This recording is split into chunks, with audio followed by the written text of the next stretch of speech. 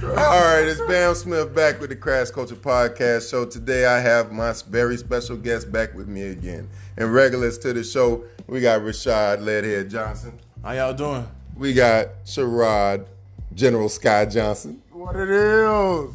And we got Chelsea So Ambitious Right. I just thought of that nickname. You know it, hey y'all. We don't care, Chelsea.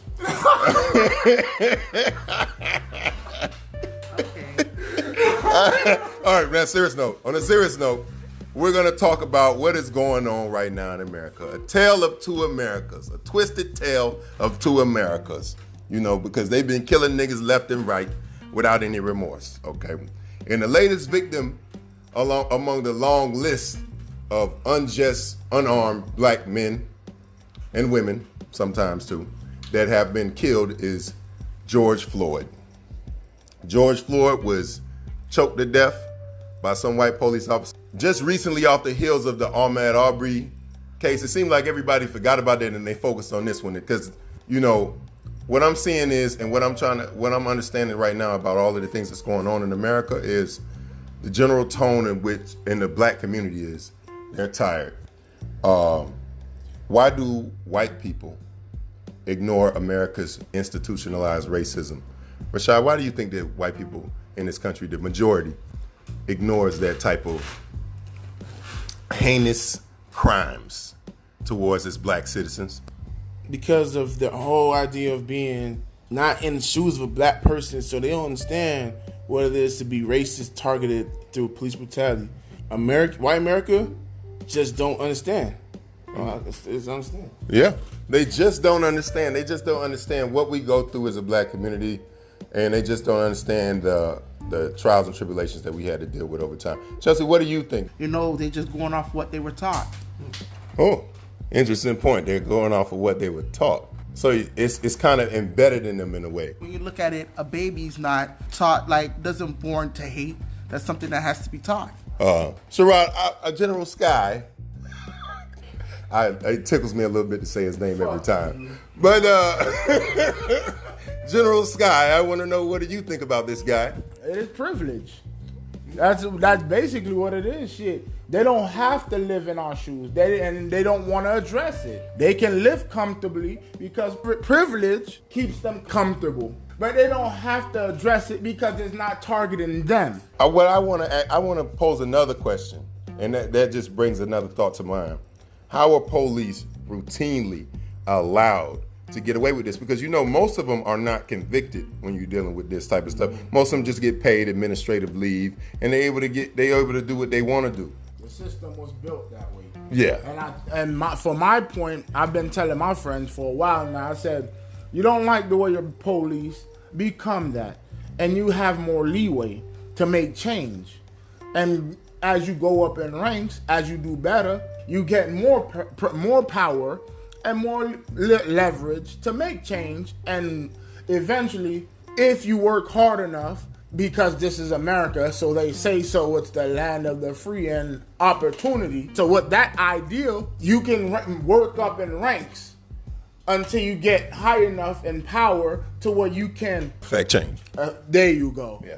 You see? All right. Well, but Sherrod, you understand though, speaking on that, because I seen a video the other day, and it was this black FBI agent was outside sitting, and there was two white cops pulled up on him and racial profiled him, and with racial profiling, they went and detained him, handcuffed him, and he blatantly told him, "Go look in my back pocket." You talking about the guy with the red shirt? Yes, sir. Okay. And when the back pocket opened the badge and seen it was an FBI agent, these cops out here are pissed scared to see a black man in power.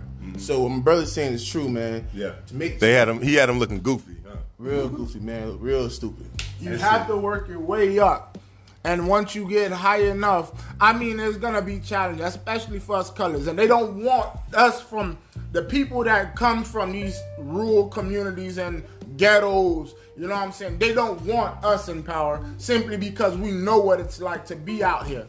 So when we get to that type of power and we can effectively make change, you know what I'm saying? They're afraid of that because they want to keep us down. They want to see us out here shining, glistening. I'm just playing though, but really though, they don't want us to be doing. No, you right. They don't want to see us out here shining and glistening, shine bright like a diamond, shining bright like a diamond. What do you feel like this? Chelsea, I almost called you Rihanna. God gonna strike me down. God gonna strike me down. Good Lord, it's gonna kill me today. Oh God, Rihanna, I'm sorry. What is your I almost choked on my water. No, I did. Anyways, I don't know why we acting serious. This topic is very serious. It's a very serious thing.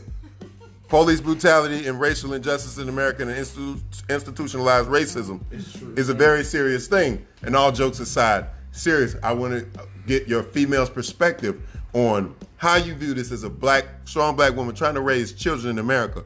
Are you afraid for your black son going into the future for his interactions possibly with the police? Yeah, because you try to, with all this stuff going around with kids being killed, and then the cops giving excuses. Oh, well, he was reaching for something. Rice. He was reaching for something, or you know what I'm saying? It looked like he had a gun, so I was in fear of my life. And then you try to teach your son to keep your hands up, and all these precautions of what to do to stay safe and stay alive. But yet and still, when you get pulled over and you try to intimidate all those things that you were taught, and they still get killed anyway. I can only imagine the fear for black parents in America moving forward, because this is really a serious thing, and it's been going on. And we now are kind of feeling what our parents kind of felt a little bit after the whole Rodney King and the Watts riots. Yeah. Kind of like, what do you do? Like, what do you do now? Yeah. But they make a good point here, because I remember seeing two cases where we had, remember Dylan Roof, white boy that shut the church? Mm-hmm. And remember that other white boy that last year shut up Texas in the Walmart and target the Hispanics? What about Stoneman Douglas? Well, that's a different story, my boy. Yeah. We're gonna talk about the two Caucasians. Mm. We're gonna talk about the two white people that was shot and killing innocent, minorities. Mm-hmm. And both of them was taken to the car without being, brutally detained. They was not hurt. It was like, they was going. What do you think that points out? Does that point out like an inequality in the way police treatment of black people? Girl, that's just plain and simple as it could be, and it's plain and see.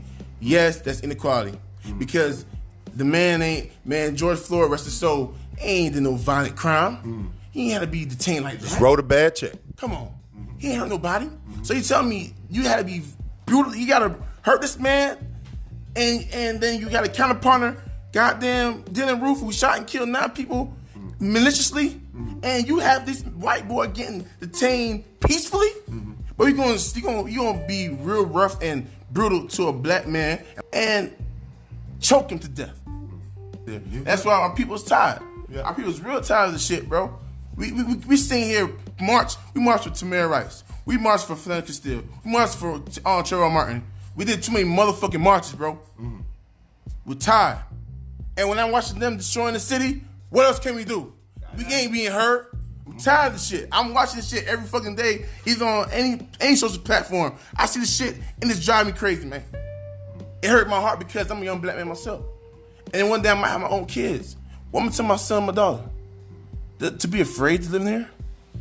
To be afraid to police officers? I gotta say she a cop. And she a damn good cop. And not every cop is bad. But my God, they fucking it up for the rest of them. We'll be back with more Crash Culture in a minute.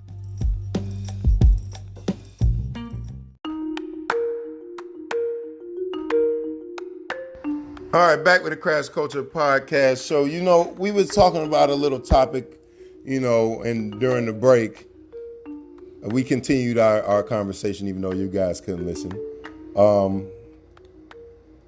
And Rashad brought up an interesting point about how they let white guys get away with murder to a certain degree, and they try to soften their image. They try to make it seem like that they had mental issues or whatnot, whatever was wrong with them in their childhood. But when it comes to black people that are murdered unjustly, they try to assassinate their character or look for something. There got to be something about them. The national media is a big culprit of doing this. They continue to feed those bases, and they continue to produce those storylines. And I feel like it's a plot. It's a plot to always kind of get the police officers off that commit these crimes.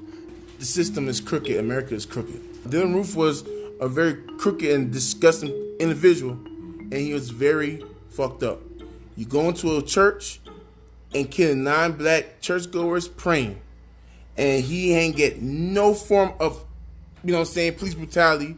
He didn't get shot down, none of that. But let it been a black man have done the same thing to a white church, he wouldn't live to tell the day. He'll be dead. He definitely wouldn't get a cheeseburger. Comparing these things on these two incidents was driving me crazy, bro. Because one was murder, other one was just a bad check. 6 years ago, same shit, and it's happening today again. This topic is what makes me think and question about America and the history behind America. And like, yo, where's our reason to be here, bro? Because we living here, it's more scary living in America than anything else. Do you think we should go back to Africa? Man, listen, that's a personal question for anybody that want to do it, bro. But me, personally, I will go. That's my personal thing about it. Well, how are you going to go? You would just pack up and leave? Shit. If I had the money, I'm gone. Pack up and gone. So you're not going to stay and fight for what your ancestors have died for and toiled for in the fields every day? I ain't never heard a more truer saying where they say who controls the past controls the present, and who controls the present controls the future. That's my favorite quote. That's my favorite quote. George Orwell. Eric Arthur Blair. That's his real name. If you ever want to look him up, look up 1984. That's a book that has come from. But I don't really see them really post any unsavory pictures of the black women when they killed them like that. Anita, Sandra Bland, and Anita Jefferson. The story was that she was looking through a window in her own home. So many killings, I can't even remember. It's starting to get hard to remember the names. She wasn't even looking through the window. She was in the house eating ice cream, watching TV. And the police pulled up on her and shot her through the window. Damn. I didn't even. Chelsea, what would you do? What would you do? Hold on. Chelsea, what would you do, or how would you feel if police pulled up on you in these types of ways, did a violent traffic stop with you, and you did nothing wrong?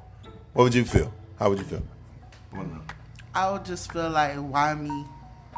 Just feel Why is this happening to me? Like, what did I do so wrong or so bad? What would be your response to them? How would you react to an officer saying, get out of the goddamn car and holding you at gunpoint? I would be like... Or better question. How would you feel in Philando Castile's case? I mean, how would you feel if a police officer, murdered your boyfriend sitting in front of you and your child? I'll be feeling like I want justice for him. Like, I'll be feeling sad, all those emotions, of like wanting to get like even, basically.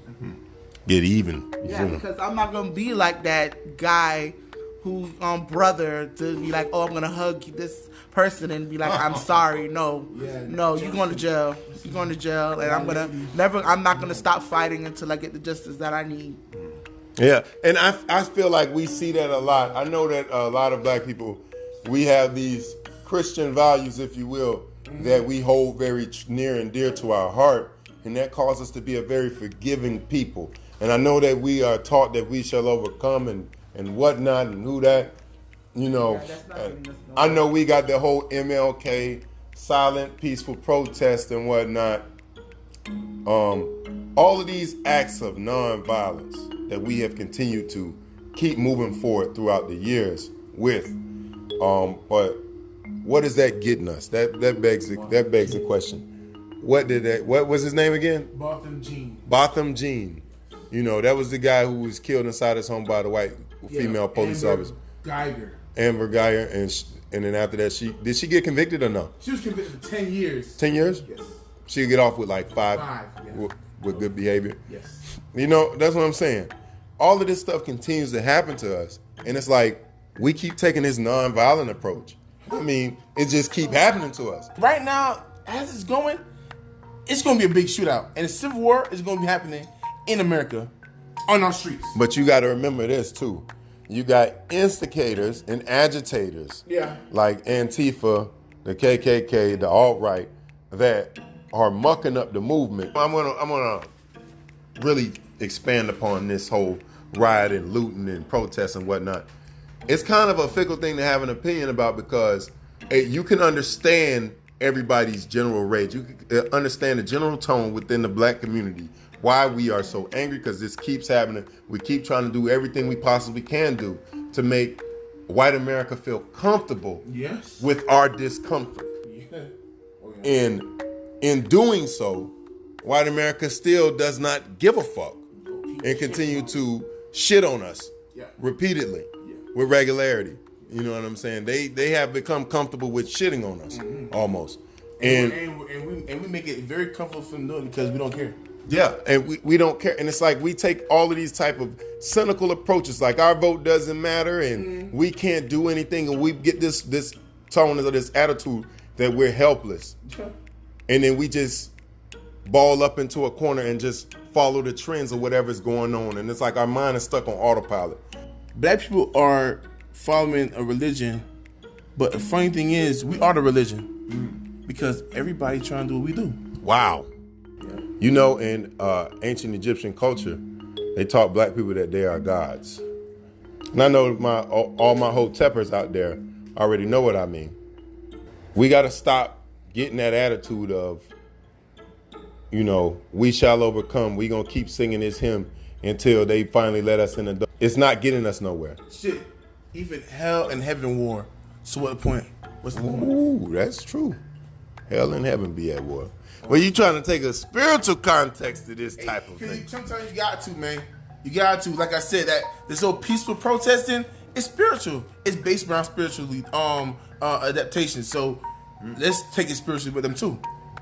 So remember last time when I told you that it's a bunch of different types of war? This is one of them wars. And I feel like the media is trying to incite a race war.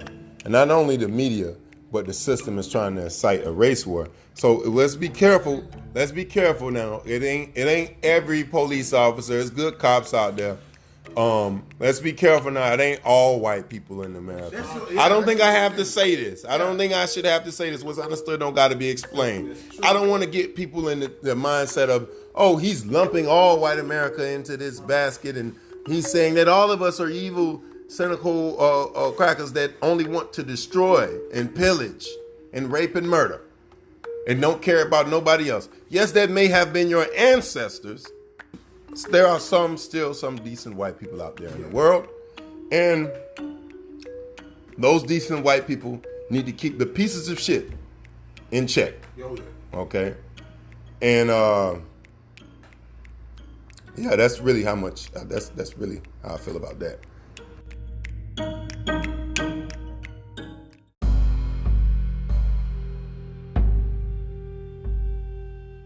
The massacre of Black Wall Street.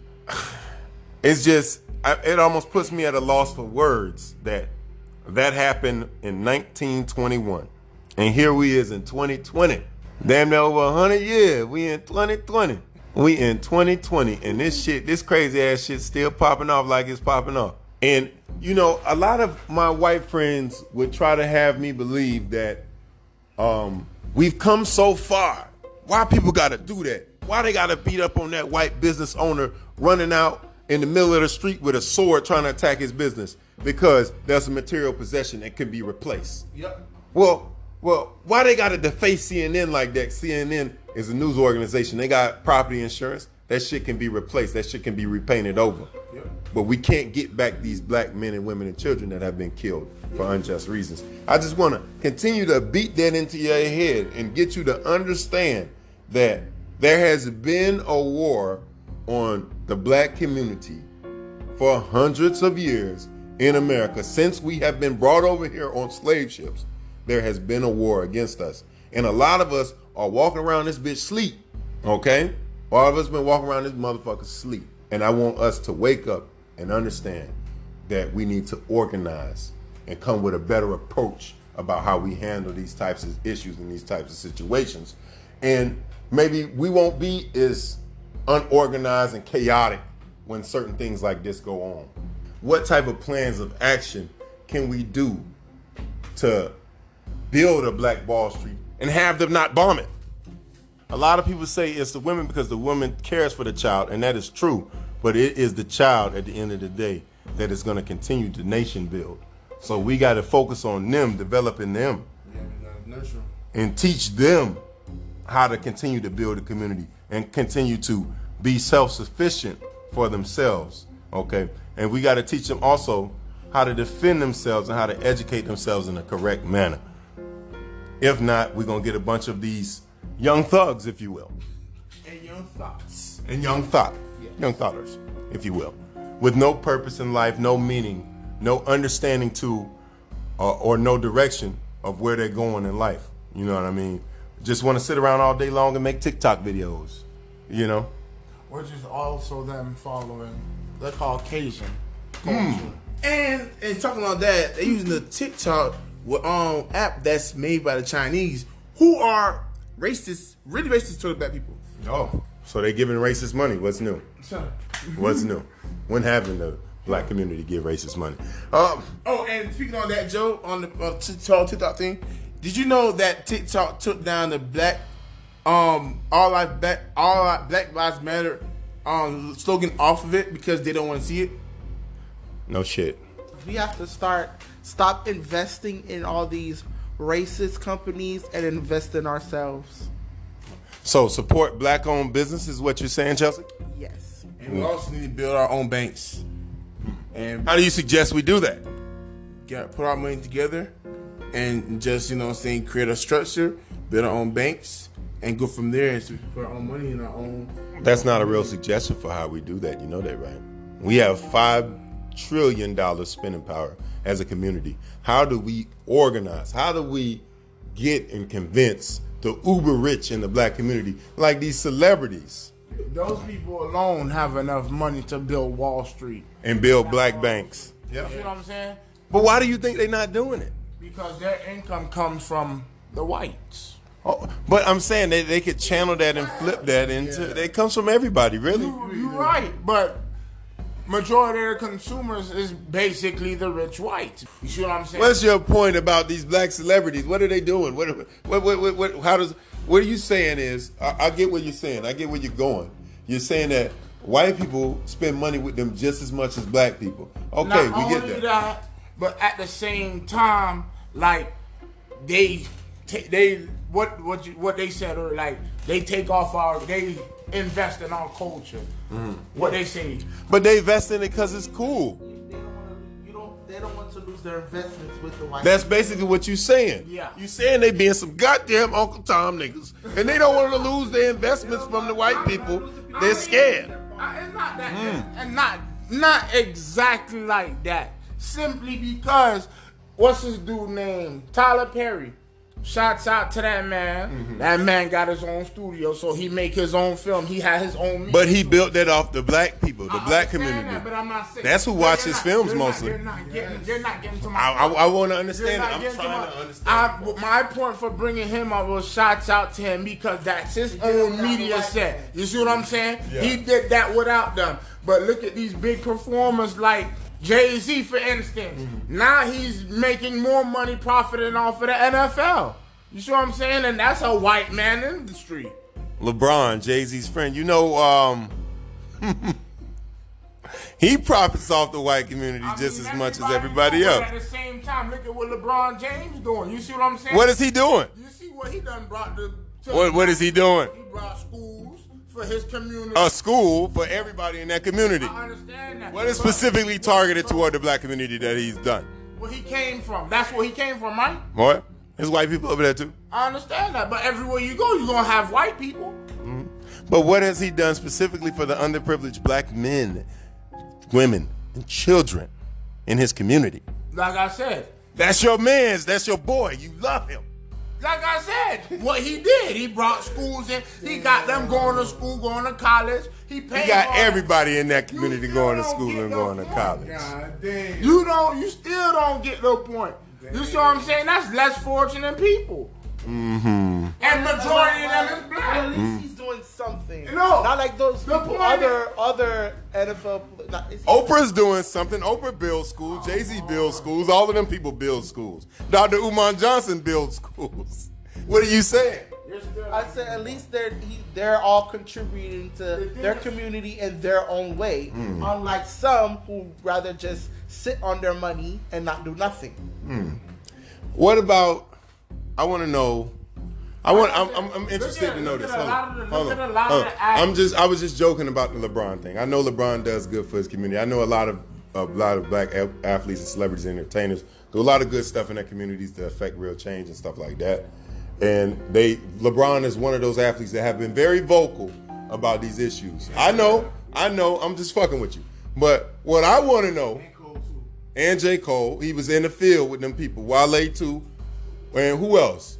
Who else did we speak? No, I don't want to hear about T.I. because he got up there and tried to defend the police. I've seen a video of him trying to defend the police. I don't really care about him right now. He kind of destroyed it. Look at Mayweather. Look at Jay-Z. My whole thing behind all this is these athletes and performers, if they really wanted to build Black Wall Street back, they have the resource for that. You see what I'm saying? That's true. All of them come together. They can be the market leaders. That's true. And they're not taking advantage of that. They want, because they're leeching off of the Caucasian white people because they can't make a name without them. Although they have their brand, their name is not. Why do you think that they can't make a name without them? They made their name off of getting into the ring. They're not I mean, hold on. Let me make a point about something. Deontay Wilder, Mr. To This Day, he has always stayed true to who he is and got in the ring. He's made millions of dollars. He doesn't need nobody money. They pay to see him. That's my point. That's my point right there. Mm-hmm. You see what I'm saying? Mm-hmm. That's my point. But without the white supporters, look at how much money. Look at how much more money they make if it was just blacks.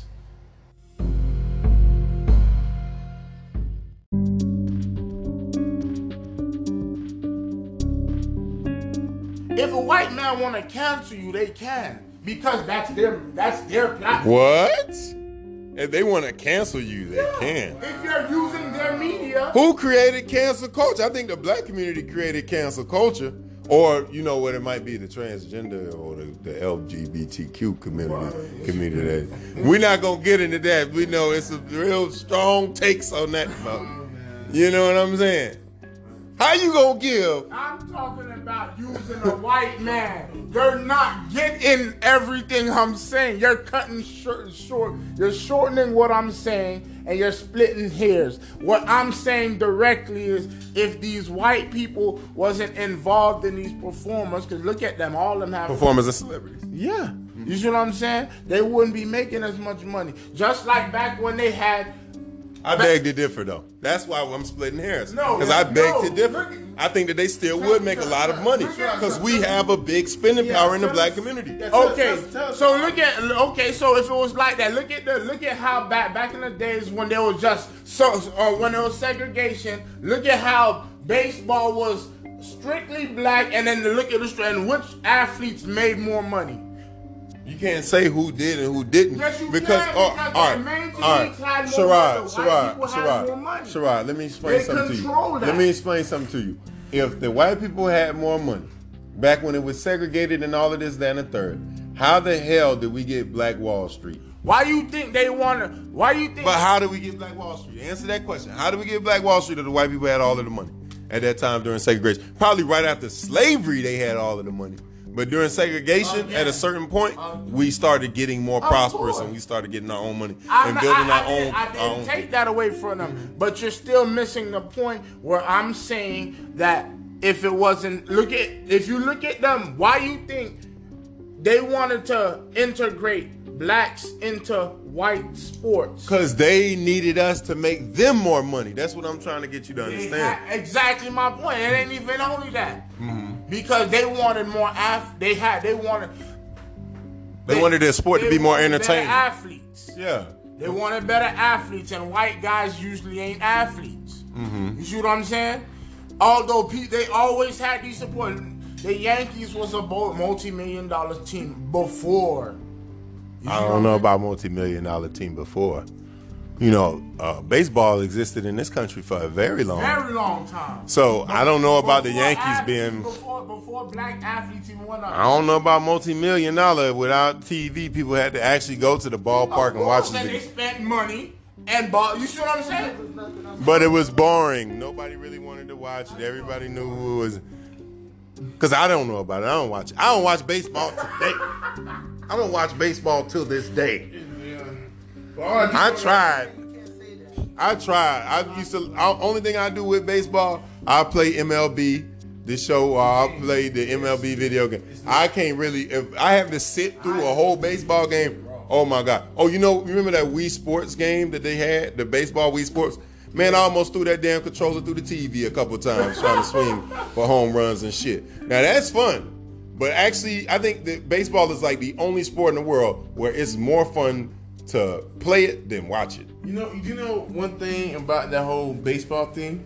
Do you know the blacks made it more popular? If you think about it. They make everything more popular, Rashad. I mean, basketball, yeah, when they integrated it, it became very interesting. And football, the same thing too. I mean, genetically speaking, black people are on average more superior genetically.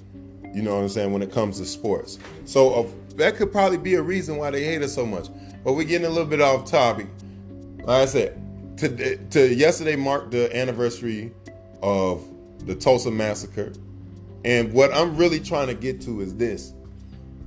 How do we build another Black Wall Street and then keep replicating that all over in this modern world? Atlanta kind of has their own kind of version of a Black Wall Street. If you've been paying attention to Atlanta, think about Tyler Perry Studios over there, CNN got their headquarters over there. It's a bunch of celebrities that have moved there. The music scene is now kind of like parked in Atlanta. Atlanta's like the epicenter for the black community right now in our culture in a lot of ways. And I feel like that they're one of those Black Wall Streets in a lot of ways. But how do we get more? How do we get more of these places like Atlanta throughout America? How do we get more of these black communities that are prosperous and everybody wants to be involved? Everybody understands the history of the community, and then they understand what it means for them to pitch in and do their part to change the community and push it forward. How do we get more of that attitude in the black community across America?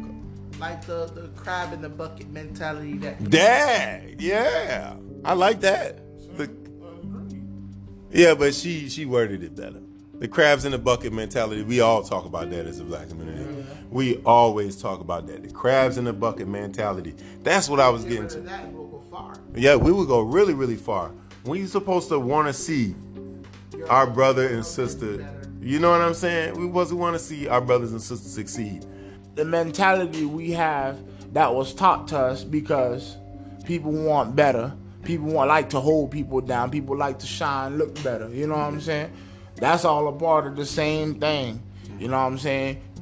The greed thing too. That's a big part of it. The greed thing is crabs in the bucket. But go ahead. The greed is, for me, is wanting and not giving back. So what are you saying? You're saying that the reason why we haven't reached this new prosperous moment in the history of our black community is because we have a lot of black people that take and don't give back? Is that what you're saying? Who are some of these people that take and don't give back? Do you care to call any out by name? Or is it the cultural appropriators like Daniel Hernandez, aka 6ix9ine, who gets on TV and yells all of these profane words and tell everybody to suck his dick and nigga. By his whole government. You know, it's people like that. Yes, his name is Daniel. And we're not focusing on that. We're focused on the type of cultural appropriation that, you know, where everybody wants black culture from everybody else but black people. I mean, that is exactly what I mean. Don't get me wrong. I like Cardi B. She hasn't done anything. She kind of speaks out on political issues and stuff like that from time to time too. But at the same time, remember the message that her music presents is kind of like the City Girls' message of their music that they present. It's not one of promotion. It's not one of positivity. That's what I'm talking about. But the thing is, she got to do what she has to do to make her money. Okay, well, she has a child. That adds to the crabs in the bucket mentality. But she's given, but she's more like, okay, you know, social awareness of what's going on. My thing is how you destroying the people and trying to help them out. You know what I'm saying? That don't make sense.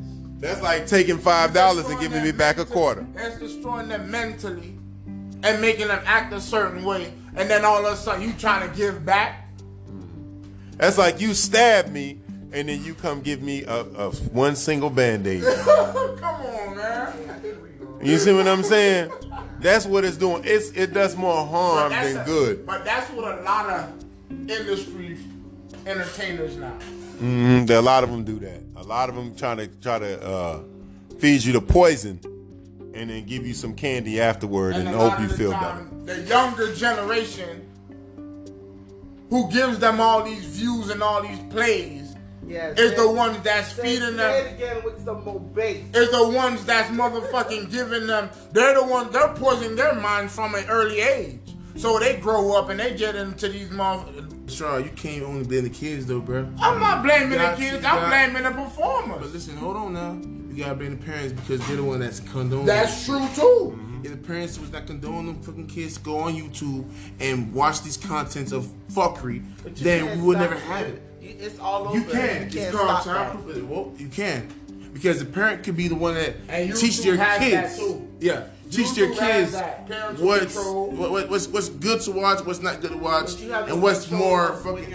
Speaking of YouTube, that's one of the motherfucking reasons why I don't be having these videos on goddamn YouTube like that, because they be censoring shit the fuck out of a motherfucker. They censor the hell out of a bitch. I ain't with that censorship, because you know me, I gotta tell it like it is, uncut and raw, and give it to you. You know, it's gonna be certain things I'm gonna talk about on there that they gonna fucking demonetize or take down the video automatically. You know, so yeah, it's really on the parents. It really is. You know, and like I say, if you doing nation building, if you're trying to build a sturdy foundation, it starts with the ones that's going to be controlling the nation. You got to think about with them in mind. You got to think about what type of legacy you leaving in order to build these nations of Black Wall Streets all across America. You know, that's really what I'm going to get to. You know, it starts with the kids. What are we investing in them toward the future? Yes, it is fine for them to enjoy life and have a good time and listen to their favorite artists. You know what I'm saying? But they got to understand, don't follow these people so much. Be a leader. We got too many followers in here, okay? Yes. You know what I'm saying? We got way too many followers in here that only want to go with the trends. And a lot of the time, these artists don't live the life they promote. Nope. Exactly. A lot of them ain't out here in these streets for real, man. But that's what they talking about. So these kids need to learn how to. These kids need to learn how to turn it off. They need to learn how to turn off that programming in their mind that makes them feel like that they gotta be one of those rappers. Listen, we're not gonna talk about nobody right now directly. We've already had that moment in time to cover them. We'll get into the fact of nation building starts with the kids and promoting positive images for them to think about. We'll be right back. Reparations in the Black community. I know a lot of people cringe when they hear that, especially white people. They cringe when they hear that. We don't have the money.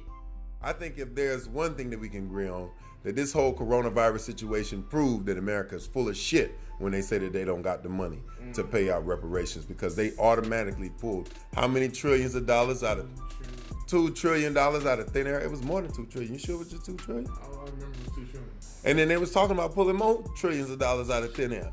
Wow. You know, it baffles me that they could come up with this money out of the blue for this type of stuff. You know what I'm saying? They say that so the economy won't implode. Whatever excuse that you want to come up with, it doesn't make any sense to me, because at the end of the day, it has been so many other communities of people, so many other ethnic groups of people that have received reparations. We could talk about the Irish that received reparations from America. We could talk about the Jews that received reparations from America. Or we could talk about the most infamous Native Americans that received reparations from America. All of which are having prosperous communities all around the world. You know what I'm saying? Think about it. The Seminoles just built this big ass guitar in Guitar Hotel. Then they got this Hard Rock Stadium. And they got the Hard Rock Stadium. And they got another one building in Las Vegas, a hotel. That's what I'm saying.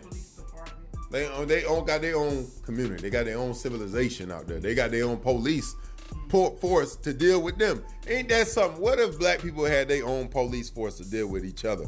You know what I'm saying? They had their own reservations. A lot less death. Yeah, a lot less, man. That would be our own Wakanda. We could build our own Wakanda with this newfound wealth. Say it. I like you to Say it. Wakanda forever. You know what I mean? We could build that with that newfound type of wealth. And it is, it makes a lot of sense to me, giving black people a couple $1,000s every month. So it's a choice if we want to go work or not work or build an even better nation, a bigger nation or whatnot. I think that it would lead to a lot less crime in the black community. I think that would solve a lot of issues. I think it probably bring more job opportunities to the community as well. So crime rates will go down and people will go up. And yes, black on black crime. That's what a lot of people like to point to whenever they're talking about these issues, to try and deflect from what's really happening and what's the real reason why these things are going on. I think that the real reason is money. Money is big. At the end of the day, what did they say? Cash rules everything around me.